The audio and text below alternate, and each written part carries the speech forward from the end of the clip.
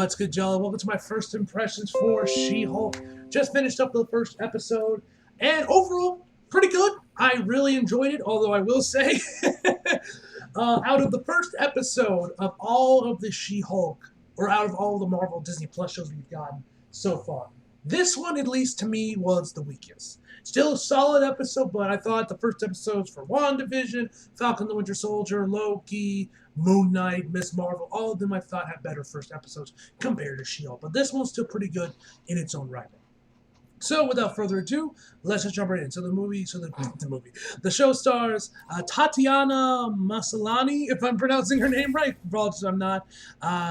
Jamila Jamlin, if I'm saying it right, Mark Ruffalo, Ginger Gonzaga, Tim Roth, and many more. And the plot of She-Hulk is Jennifer Walters has a complicated life as a single 30-something attorney who also happens to be a green 6'7" superpowered Hulk. Now, the cast overall I thought was solid. I thought Tatiana as She-Hulk and Jennifer Walker, I thought she was great. Mark Ruffalo, great as always as Hulk. The other supporting characters, we got a little bits and pieces throughout the rest of the episode. I thought were pretty good over there. And the cast overall I thought was solid. Also, gotta say, I loved the fight between Hulk and She-Hulk around most of the first episode. I thought that was pretty cool. We haven't really seen much Hulk on Hulk action since like Incredible Hulk back in 2008, and we know, of course, Abomination's going to be in the show as well. So that was pretty cool to see. The fight itself was also really well done. The CGI, like, you guys know that there's been a lot of controversy surrounding the show about the CGI and how bad it looks. You guys know that I mentioned this in my trailer reaction. I never really minded the CGI all that much. I thought it looked fine. And in the main show itself, it still looked fine as well. It looked pretty good. At least to me. I'm not a fucking VFX artist or nothing, so maybe it is pretty bad. But to me, to my eyes, I thought the CGI in the show itself was fine. I thought it was fine, man. I didn't have any problems with it. I did like this is actually I kind of saw on Twitter a couple days ago before the episode actually came out, but we found out throughout this episode that actually that Pixar exists within the MCU because Jennifer was asking Hulk after she or Bruce after she sticks this helmet thing on to track her brain activity to see what happens when she transforms into Hulk. She's like, oh, you don't want me to be chill? Put on a Pixar movie. But that was pretty cool. I thought that was pretty cool. Finally see that Pixar exists in the MCU. I thought that was pretty cool. One thing I found interesting with the comedy, it seems like this show's going to be going a little bit more with a fourth wall breaking kind of thing, because we see throughout the opening of the show and a few other times as the show progresses that She-Hulk, Jennifer will straight just turn the camera like, so, I know you guys aren't here for the lawyers until we figure out about the Hulk stuff, so let's talk about that. Now, I don't know if this is something that's going to be continuing on for the rest of the 9 episodes, which we did get confirmed a couple days ago, or at least I found out recently, that the show is actually going to be the longest of the Disney Plus series that have been released so far. While all the other Disney Plus have been 6 episodes, this one's going to be 9 episodes, and of course we'll have Daredevil Born Again at about 18 episodes, if I remember correctly. So we have that, so that's going to be interesting to see how that's going to work with the show being a little bit longer than all the other Disney Plus shows that have been released so far. That will be interesting. I thought that was kind of interesting with the comedy, and I thought the jokes overall was fine. Didn't really dig Hulk's bar. Now, the one thing that I was definitely most interested in with this show, and that I was hoping would get explained, was with Hulk. You guys know that we saw this in a little TV spot or a little clip that I released on Twitter, and I think this might have been shown off in trailers as well.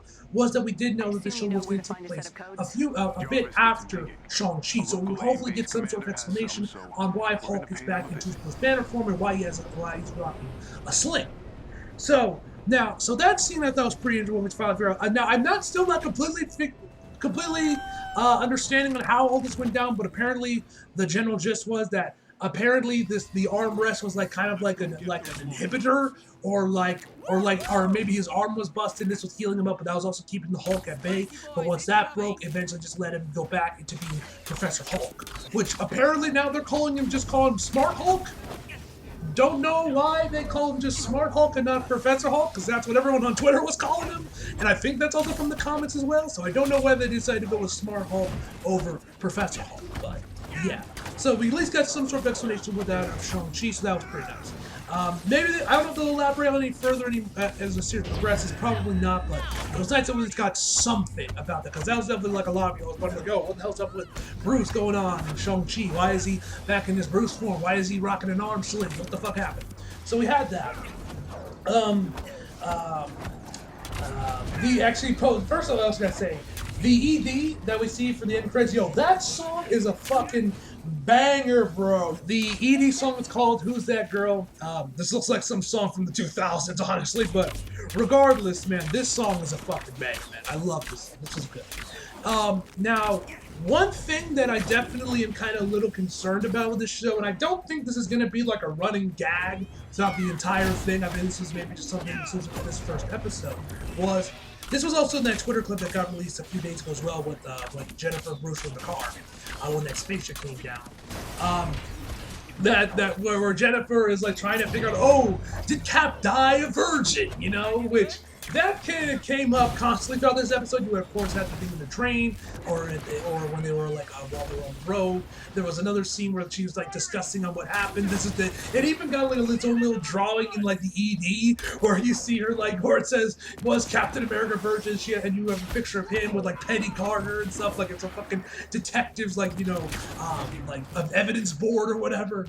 And actually in the post-credits scene, they basically kind of confirmed whether or not Steve died a virgin or not. Which that scene was pretty funny. I thought that one. And of course, they threw managed to do the whole almost F-bomb thing, which I thought was pretty funny. I thought was pretty funny.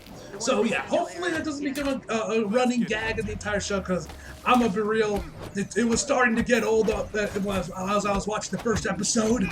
So, but I think this process is gonna be sticking on into the first episode. So yeah. Now, in terms of problems I have with this first episode, there was really only one minor nitpick, one minor little grievance I had with it.